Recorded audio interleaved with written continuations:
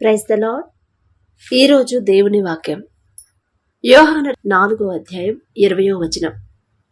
ఎవడైనను నేను దేవుని ప్రేమించుచున్నానని చెప్పి తన సహోదరుని ద్వేషించిన ఎడల అతడు అబద్ధికుడగును. ఎందుకంటే తాను చూచిన తన సహోదరుని ప్రేమింపనివాడు తాను చూడని దేవుణ్ణి ఎట్లు ప్రేమింపగలడు? ఎంత చక్కగా ఈ వాక్యం ఎంత చక్కగా ఉందో కదండి. మనకి చాలా దగ్గర సంబంధం కలిగి ఉండిద్ది.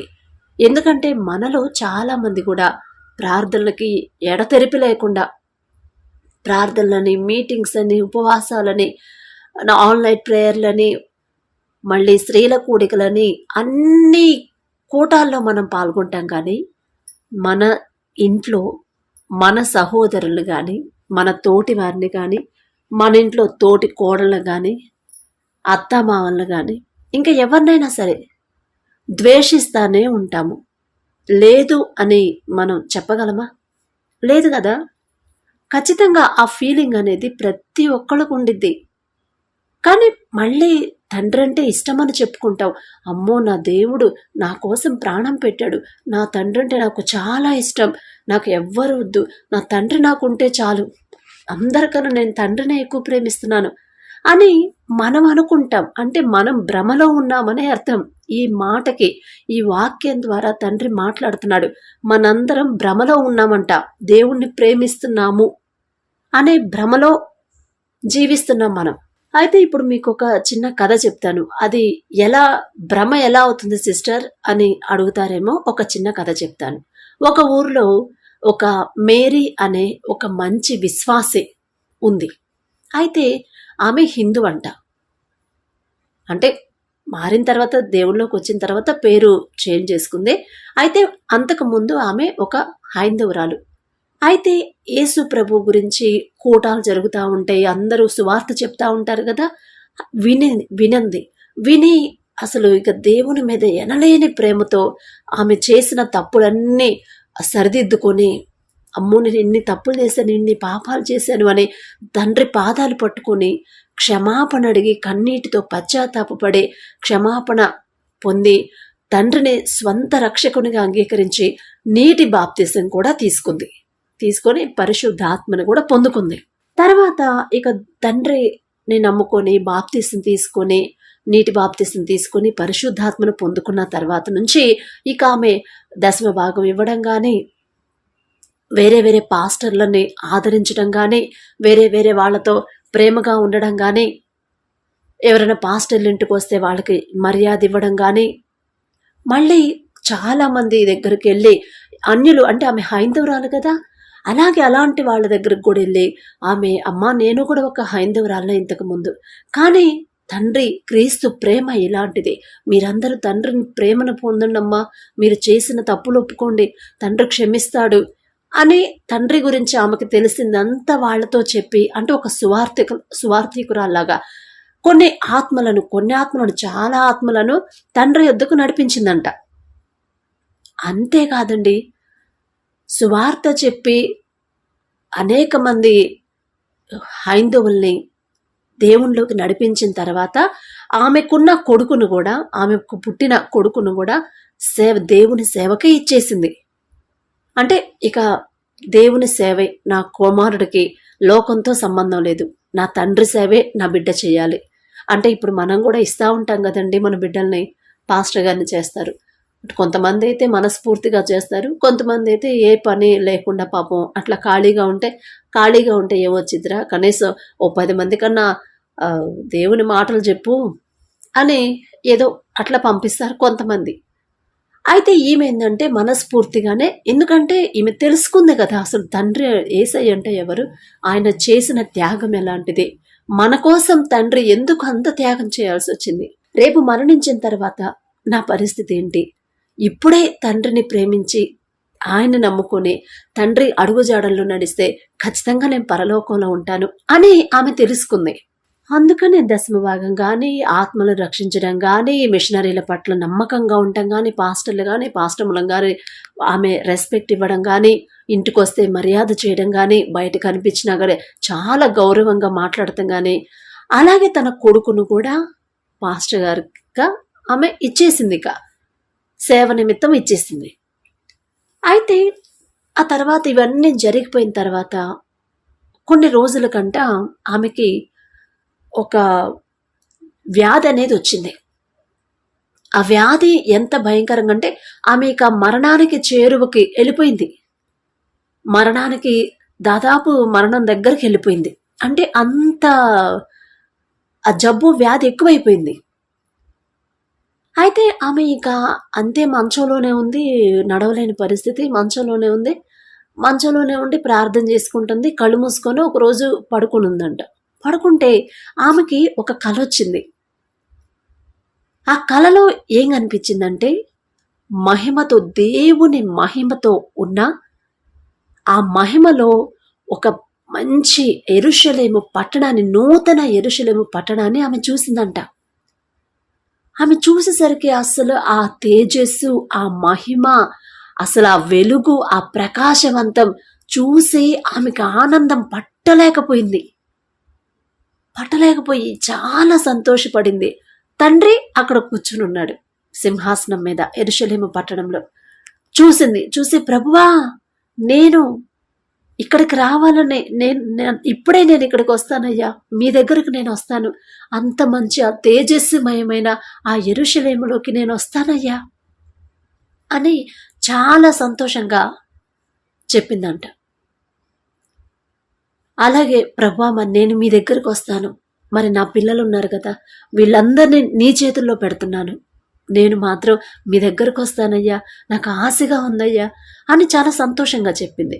అయితే తండ్రి ఒకే ఒక్క మాట అన్నాడంట, అమ్మా, ఎవరు నువ్వెవరు నాకు తెలియదే, నువ్వు పరలోకానికి రావట్లేదమ్మా అన్నాడంట.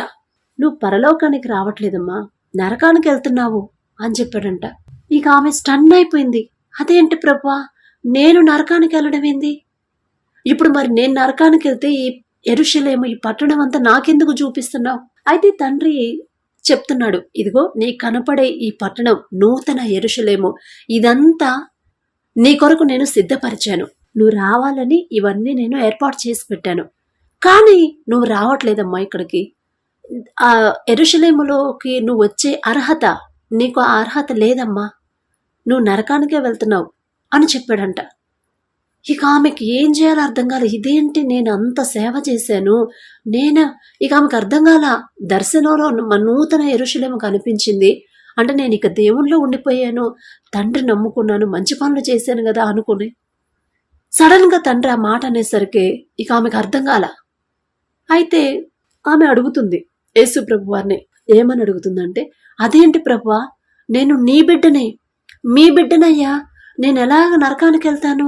మీ బిడ్డను కదయ్యా, మీ అడుగు జాడలో నడిచాను కదా, ఎన్నో ఆత్మలను రక్షించాను, ఆఖరికి నా కొడుకును కూడా మీ సేవకే ఇచ్చాను కదా అని ఆమె తండ్రికి చెప్తుంది. అయితే దేవుడు ప్రభు అయిన యేసుక్రీస్తు వారు ఒక మాట అన్నాడు, లేదమ్మా, నువ్వు నా బిడ్డవు కాదు, నువ్వు నరకానికి చెందిన బిడ్డవే. అంటే అదేంటి ప్రభువా, ఎందుకని, నేను ఏం తప్పు చేశానయ్యా అంటే, అప్పుడు ఆమె చేసిన తప్పెందు చూపిస్తున్నాడు. నువ్వు నీ పెద్ద అక్కని ద్వేషిస్తున్నావు, ఆమెతో మాట్లాడి నువ్వు ఎన్ని రోజులైంది, నువ్వు గుర్తు చేసుకో. ఆమెతో మాట్లాడుతున్నా, నువ్వు సేవ చేస్తున్నావు, ప్రార్థనకి వెళ్తున్నావు, దశమ భాగం ఇస్తున్నావు, సేవకుల్ని ఆదరిస్తున్నావు, గౌరవ మర్యాదలు అన్నీ ఇస్తున్నావు, కానీ నీ అక్కని నువ్వు ఎందుకు ద్వేషిస్తున్నావు? ఆమెతో మాట్లాడకుండా ఎన్ని రోజులైంది? ఆమెతో నువ్వు మాట్లాడి ఎన్ని సంవత్సరాలైంది? కాబట్టి ఆమెతో మాట్లాడి నువ్వు ఎన్ని సంవత్సరాలైందో నువ్వు గుర్తు చేసుకో. అందుకే నువ్వు నరకానికి వెళ్తున్నావు, ఎందుకంటే నువ్వు రక్షించబడ్డావు, నీ అక్క హైందవురాలుగానే ఉంది, మరి ఆమె పట్ల నీకు శ్రద్ధ ఉందా? ఆమెను ఎందుకు ద్వేషిస్తున్నావు? ఆమెను ప్రేమించాలి కదా. నీ కళ్ళ ముందున్న నీ అక్కనే నువ్వు ప్రేమించలేకపోతే నన్ను ప్రేమిస్తున్నావని నేను ఎలా అనుకోవాలమ్మా అని తండ్రి చెప్పేసరికి ఇక ఆమెకి ఏం చేయాలో అర్థం కాలేదంట. అర్థం కాక తండ్రి పాదాలు పట్టుకొని, అయ్యో ప్రభువా, నన్ను ఇప్పుడే మరణానికి అప్పగించొద్దు, నేను ఇంకా పాపంలోనే ఉన్నాను, నేను పరిశుద్ధురాలుగా మారిపోయాను అనుకున్నాను నేను, కానీ కాదు తండ్రి, నేను ఇప్పుడే నాకు మరణాన్ని ఇవ్వద్దు, దయచేసి నన్ను క్షమించండి అయ్యా. నా అక్కతో నేను మాట్లాడాలి, నా చెల్లితో నేను మాట్లాడాలి, ప్రేమతో మాట్లాడి ఆమె మీద నా ద్వేషాన్ని తీసేసుకుంటున్నాను, ఆమెతో సమాధాన పడాలి, ఆ తర్వాత నా ప్రాణాన్ని తీసుకోయ్యా అని ఆమె బతిమలాడుతుందంట. తండ్రిని బ్రతిమలాడుతుంది. అప్పుడు ఇక ఆమెకి కలలో నుంచి మెలకు వచ్చింది. మెలకు వచ్చి చూస్తే ఆమె పడక మీద ఉంది, మంచం మీద ఉంది, ఎవ్వరు లేరు చుట్టూరు, ఒక్కతే ఉంది. ఆమె అది నిజం అనుకుంటుంది, అది కళ అని అనుకోవట్లా, నిజమే అనుకుంది. గబక్కన సడన్ గా కళ్ళు తెరిచి చూస్తే అప్పుడు అది కళ అని అర్థమైంది. ఇక అప్పుడు ఆమెకు అర్థమైంది, ఓహో, ఇందుకు నేను ఇంత సేవ చేసి ఇన్ని ఆత్మలను రక్షించినా, ఇంతమంది పాస్ట్ ప్రతి ఒక్కరికి నేను గౌరవ మర్యాదలు ఇచ్చినా, నా కొడుకుని, నా సొంత కొడుకునే దేవుని సేవకిచ్చినా కూడా నేను మా వాళ్ళనే ప్రేమించలేకపోతే, వాళ్ళ మీద ద్వేషం పెట్టుకుంటే ఇక నా పరిస్థితి నేను మరణించిన తర్వాత అదే కదా జరిగేది. నా తండ్రి నన్ను ఆ నూతన యెరూషలేము పట్టణంలోకి నన్ను అడుగు పెట్టనివ్వడు కదా. నేను ఎంత సేవ చేసినా నా అక్కను నేను క్షమించలేకపోతున్నాను, నా చెల్లినే నేను క్షమించలేనప్పుడు, నా అన్ననే నేను క్షమించలేనప్పుడు నన్నెలా క్షమిస్తాడు నా తండ్రి? ఇంత కష్టపడింది నరకానికి వెళ్ళడానిక కాదు కదా. అది దేవుని చిత్తం. నా తండ్రికి నా మీద ప్రేమ ఉంది కాబట్టి ఆ తప్పు తెలిసేలా చేశాడు అని ఆమె రియలైజ్ అయింది. ఎప్పుడైతే ఆమె రియలైజ్ అయిందో మంచం మీద ఉండే, ఇక ఆమెకు వచ్చిన జబ్బు, ఆమెకు వచ్చిన వ్యాధి చిన్న చిన్నగా తగ్గడం స్టార్ట్ అయిందంట. అసలు మరణం దాకా వెళ్ళిపోయింది మనిషి. అలాంటి మనిషికి ఎప్పుడైతే తండ్రి ఆ దర్శనం చూపించాడో, ఇక ఆమె పశ్చాత్తాప పడాలి అనే మనసు ఎప్పుడైతే ఆమెకు వచ్చిందో అప్పుడు తండ్రి మళ్ళీ ఆమెకి సమయాన్ని ఇస్తున్నాడు. ఆ తప్పు సరిచేసుకునే సమయాన్ని తండ్రి ఇస్తున్నాడు. తండ్రి ప్రేమ అలాంటిది. ఆయన తండ్రిని నమ్ముకొని, తండ్రిని ఆరాధిస్తా, తండ్రి ఎప్పుడు తండ్రికి ప్రార్థన చేస్తా ఉండి, మనలో ఇలాంటి మైండ్ సెట్ ఉంటే తండ్రికి నచ్చదండి. మనం ఎంత కష్టపడి ప్రార్థనలు, ఎన్ని ఉపవాసాలు ఉన్నా కూడా, ఎంత భారమైన ప్రార్థన చేసినా మన లైఫ్ స్టైల్ అనేది, మన జీవితంలో క్షమాపణ అనేది లేకపోతే అది ఎవరినైనా సరే, మన సహోదరులు, మన తోడబుట్టిన వాళ్ళైనా, మన స్నేహితుల్లో అయినా, మన బంధువులైనా సరే, చుట్టాల్లో ఒక్కోసారి కొంతమందికి గొడవలు అవుతాయి. ఎప్పుడో పూర్వకాలంలో అమ్మమ్మల కాలంలో జరిగిన గొడవలు కూడా మనసులో పెట్టుకుని ఇప్పుడు కూడా ద్వేషిస్తూ ఉంటారు కొంతమంది. అది తండ్రి మనసు కాదండి. నువ్వు నీ సహోదరుని ప్రేమించకుండా దేవుని నన్ను ప్రేమిస్తున్నావంటే నేను ఎలా నమ్మాలి? నీ కళ్ళ ముందున్న నీ అన్నని, నీ తమ్ముడిని, నీ అక్కని, చెల్లినే నువ్వు ప్రేమించలేకపోతే అసలు నీ కంటితో నన్ను చూడలేవు. చూడని నన్ను నువ్వెలా ప్రేమిస్తున్నావు అని నువ్వెలా అనుకుంటావు అని నువ్వెలా చెప్పగలవు అని తండ్రి మనల్ని ప్రశ్నిస్తున్నాడు. ఎప్పుడైతే ఆ మేరీ అనే సిస్టర్ ఆ దర్శనం కలలో ఆమె చేసిన తప్పుని తండ్రి చూపించాడో, వెంటనే ఇక ఆమెకి ఆ వ్యాధి తగ్గిపోయిందిగా, చిన్నగా మొత్తం పూర్తిగా తగ్గిపోయింది. ఎప్పుడైతే ఆమెకి పూర్తిగా నయమైందో వెంటనే వాళ్ళ అక్క దగ్గరికి వెళ్ళిపోయింది.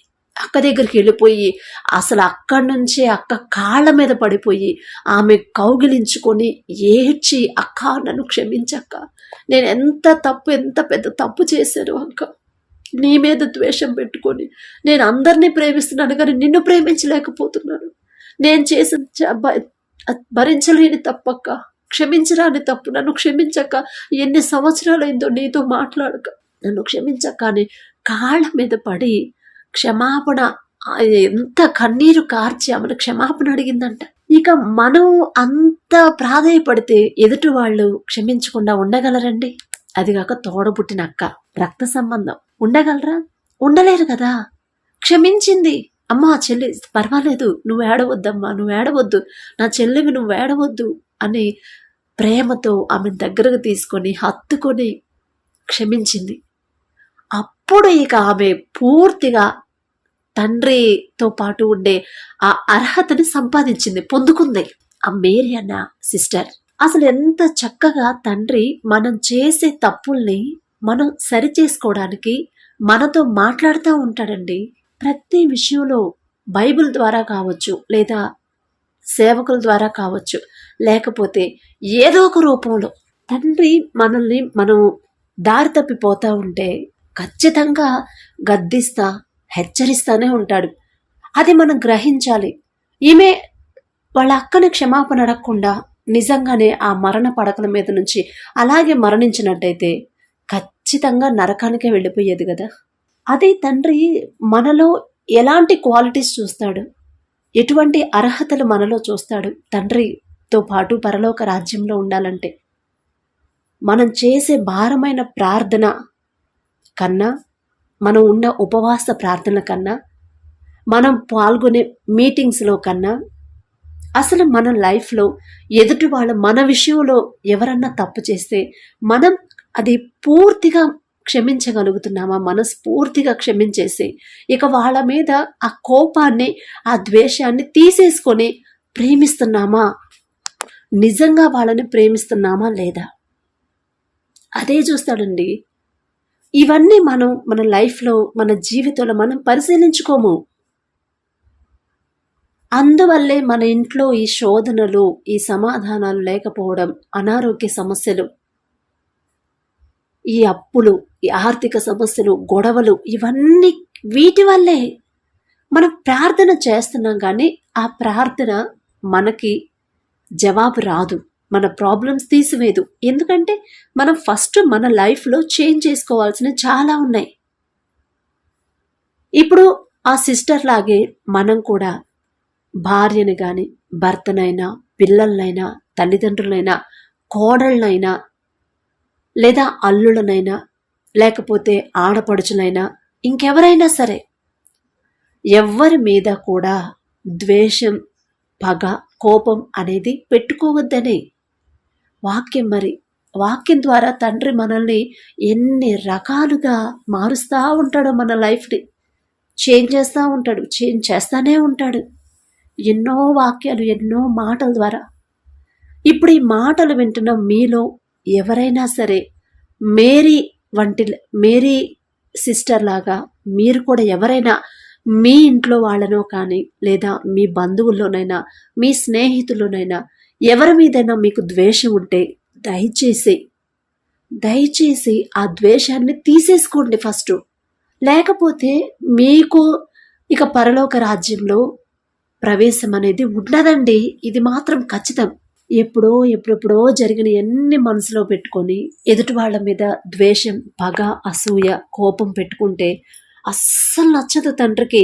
అందుకే మీరు కోపపడ్డా కూడా సూర్యుడు అస్తమించే లోపు మీ కోపం పోవాలంటాడు. ఎవరి మీద మీకు కోపం, ద్వేషం ఉండకూడదు. ఒకవేళ కోపం వచ్చినా అది సూర్యుడు అస్తమించేంత వరకే ఉండాలి, ఆ తర్వాత ఉండొద్దు, ఉంచుకోవద్దు అని చెప్తాడు. కానీ అది మనం పాటించాం, మళ్ళీ ప్రార్థన చేస్తాము. అది ఎలా కరెక్ట్? అసలు ఆ ప్రార్థనకు విలువ ఉండిద్దా? అందుకే తండ్రి చెప్తున్నాడు, నువ్వు నీ కంటితో చూస్తున్న నీ సహోదరుణ్ణి, భర్తని లేక భార్యని నువ్వు ప్రేమించలేకపోతే నీ కంటితో నువ్వు చూడని దేవుణ్ణి ఎలా ప్రేమిస్తావు? మళ్ళీ నువ్వు దేవునిలో ఉన్నావు, నేను దేవుని బిడ్డని, నేను తండ్రి అడుగుజాడల్లో నడుస్తున్నాను, తండ్రి వైపే చూస్తున్నాను, దేవుని మీదే నేను ఆనుకుంటున్నాను అని మిమ్మల్ని మీ గురించి మీరు ఎలా చెప్పుకుంటారు? అది అబద్ధమే కదా అని తండ్రి చెప్తున్నాడు వాక్యం ద్వారా. ఏదైనా సరే క్షమాపణ అడగాలన్నా, ప్రేమించాలన్నా ఒకరిని, అది మన ప్రాణం ఉన్నంత వరకే, అప్పటి వరకే మనకి సమయం. ఇక ఒక్కసారి మరణించిన తర్వాత మరలా వెనక్కొచ్చి క్షమాపణ అడిగే పరిస్థితి ఎక్కడైనా ఉందా? లేదు కదా, రాదు కదా. ఇక లేని దాన్ని తండ్రి కూడా అది మార్చలేడు. కాబట్టే మరణించక ముందే ఆ సిస్టర్కి ఒక దర్శనంలో చూపించాడు. ఇప్పుడు మీకు కూడా ఈ వాక్యం ద్వారా మీకు, నాకు, ఇద్దరికి కలిపి ఈ మాటలు చెప్తున్నాడు. మరి మీలో ఎవరున్నారో నాకు తెలియదు. నేను కూడా ఒకసారి పరిశీలన చేసుకోవాలి. ఎవరినైనా ద్వేషిస్తున్నానా? ఎవరి మీదన్నా పగుంచుకున్నానా? మరి ఎందుకు తండ్రి ఈ వాక్యం ద్వారా మాట్లాడుతున్నాడు అని ఒక అరగంటైనా, గంటైనా కూర్చొని ఆలోచిస్తే గానీ నా బుర్రకు తట్టదు. అలాగే మీరు కూడా ఆలోచించుకోండి. ఆలోచించడం మొదలు పెడితే తండ్రి ఖచ్చితంగా గుర్తు చేస్తాడు. ఈ మాటలు వింటున్న మీరు ప్రార్థనకి వెళ్ళాలనుకుంటున్నారు, సండే కాబట్టి. అంతకన్నా ముందు ఒక్కసారి మీ జీవితంలో ఎవరి మీదన్నా మీకు ద్వేషం ఉందా, కోపం ఉందా, పగ ఉందా అనేది ఒక్కసారి ఆలోచించుకొని ఆ కోపాన్ని, ద్వేషాన్ని, పగని మొత్తం తీసేసి పూర్తిగా తీసివేసుకొని తండ్రి పాదాలు పట్టుకొని మొదట మీరు ఎవరినైతే ద్వేషిస్తున్నారో వాళ్ళకి ఫోన్ చేసి మాట్లాడండి. దగ్గరే ఉంటే ఇంటికెళ్ళండి, ఇంటికెళ్ళి కలవండి, కలిసి ప్రేమగా మాట్లాడండి. మనస్ఫూర్తిగా వాళ్ళతో మాట్లాడితేనే ఎదుటి వాళ్ళు మనలో క్షమిస్తారు. నేనైతే సిగ్గుపడనండి. నేను చేసిన తప్పుకి వెళ్ళి క్షమాపణ అడగాలంటే సిగ్గుపడను. ఎందుకంటే సిగ్గుపడితే ఏంటంటే అక్కడ పరలోకంలో మనకి స్థానం, ప్లేస్ ఉండదు. నేనెంత భారంగా నేను 3 గంటలకు లేచి ప్రార్థన చేసినా నాకు అక్కడ ప్లేస్ ఉండదని నాకు తెలుసు. ఆ గ్రహింపు తండ్రి ఇచ్చాడు. ఎవరినన్నా గబక్కన ఏదన్నా మాట అంటే ఖచ్చితంగా ఆ మాట గద్దిస్తానే ఉండిద్ది. పరలోకంలో నీకు ప్లేస్ లేదు. చేసేది ఒక్క తప్పైనా సరే ఆ ఒక్క తప్పుకైనా అక్కడ ప్లేస్ ఉండదు. ఫస్ట్ వాళ్ళతో సమాధాన పడాలి, ఆ తర్వాతే నువ్వు ప్రార్థన చేయి అని తండ్రి ఒక పక్క ప్రేరేపిస్తూ ఉంటాడు. అందుకే మా అన్నయ్యనైనా లేకపోతే చుట్టాలనైనా ఎవరినైనా సరే వాళ్ళు ఎంత భయంకరంగా నేను లేనప్పుడు నా గురించి బ్యాడ్గా చెప్పారని తెలిసినా కూడా వాళ్ళ మీద ద్వేషం మాత్రం ఉంచనివ్వడు తండ్రి.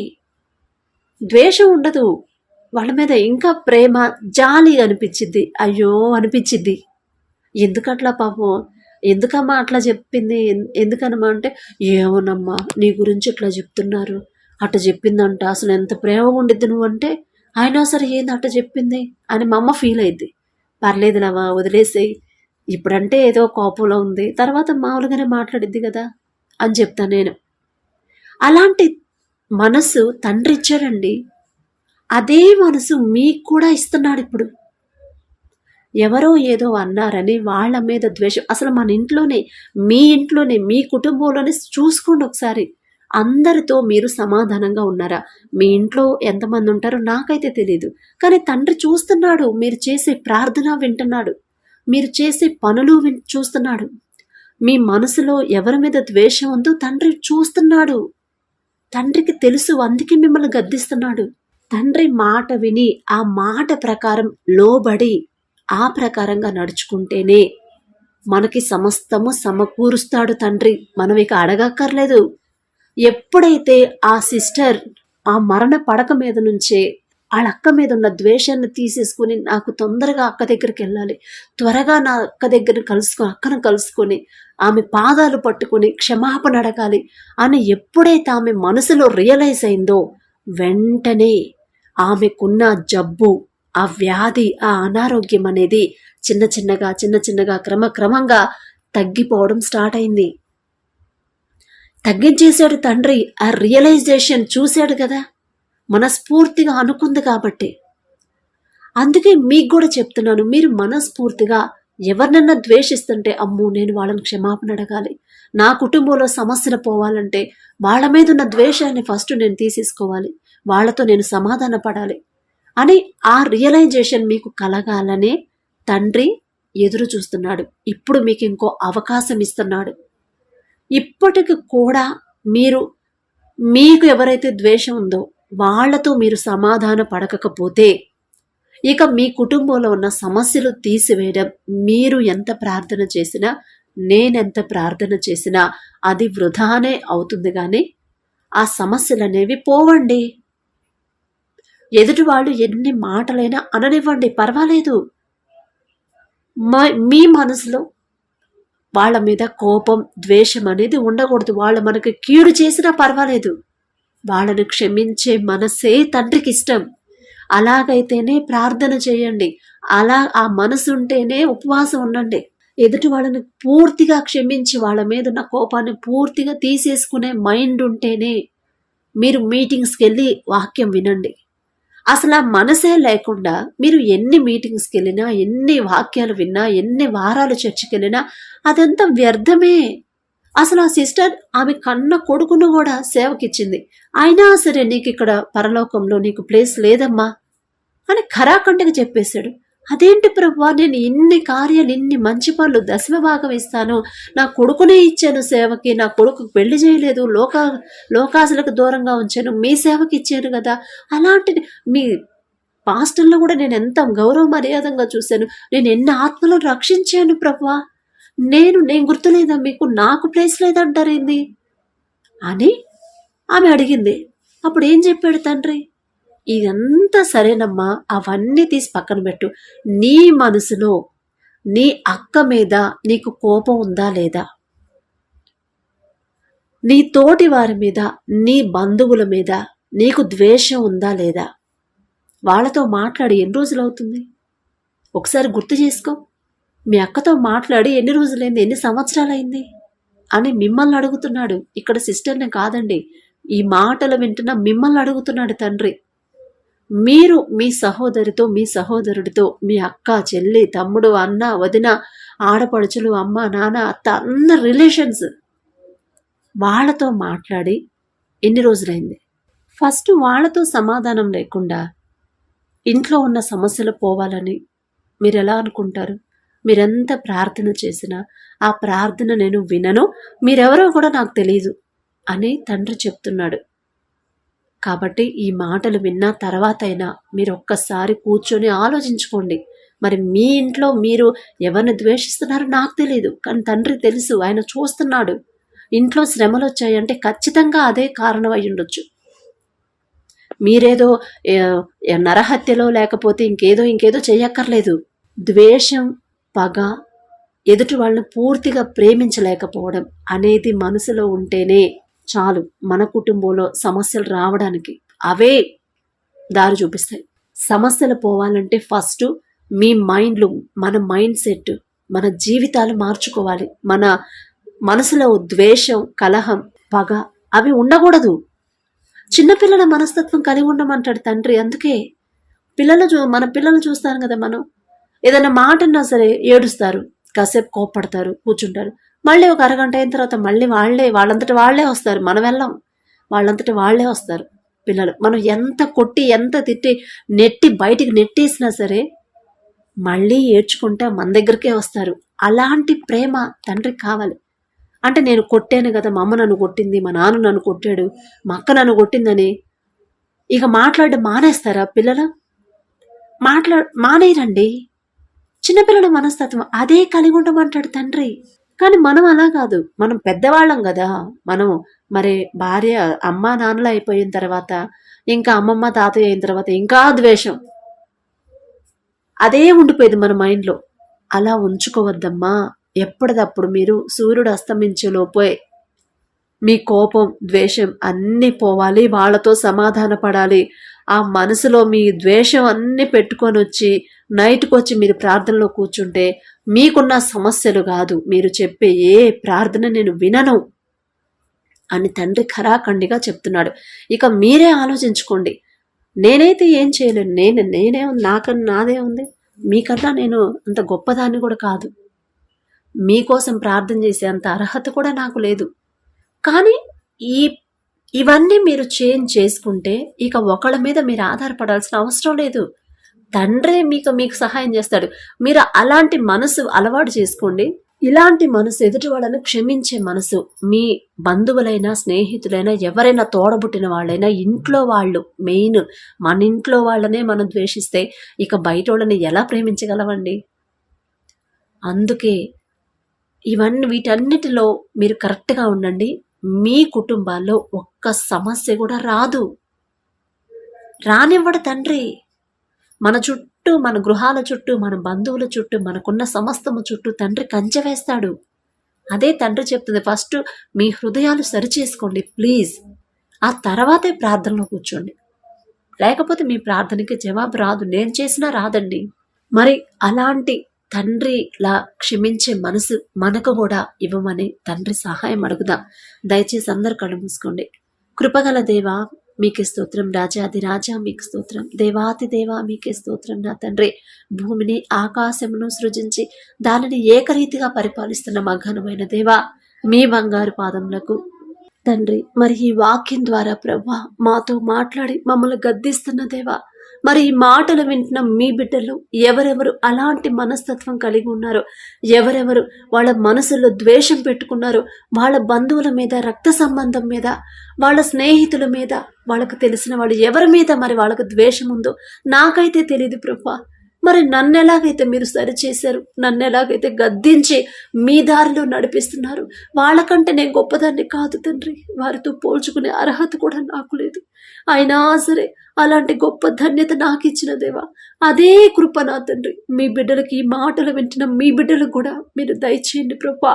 వారితో మాట్లాడుతున్నందుకు మీకే స్తోత్రం. మరి వారి మనసుల్లో ఉన్న ఎవరి మీద ద్వేషం ఉన్నా, ఎవరి మీద పగ ఉన్నా, ఎవరి మీద కోపం ఉన్నా కూడా వాళ్ళను పూర్తిగా క్షమించే మనసు, సాత్వికమైన మనసు, మనస్ఫూర్తిగా ప్రేమించే మనసు, ఆ హృదయాన్ని, స్వచ్ఛమైన చిన్నపిల్లల వంటి హృదయాన్ని, చిన్నపిల్లల వంటి మనస్తత్వాన్ని ఈ మాటలు వింటున్న మీ బిడ్డలకు దయచేయండి ప్రభా. మీ సహాయం లేకుండా మా అంతటా మా వల్ల కాదు తండ్రి. మమ్మల్ని మేము సరి చేసుకుంటాం, మా వల్ల కాదు ప్రభా. కానీ మీ తోడు మాకుంటే, మీ సహాయం మాకుంటే ఖచ్చితంగా మా జీవితాలు మారిపోతాయి తండ్రి. పసిపిల్లల హృదయాన్ని, చిన్నపిల్లల మనస్తత్వాన్ని ప్రతి ఒక్కరికి మీరు అనుగ్రహించమనే యేసు నామములో అడుగుచున్నాము తండ్రి. ఆమేన్.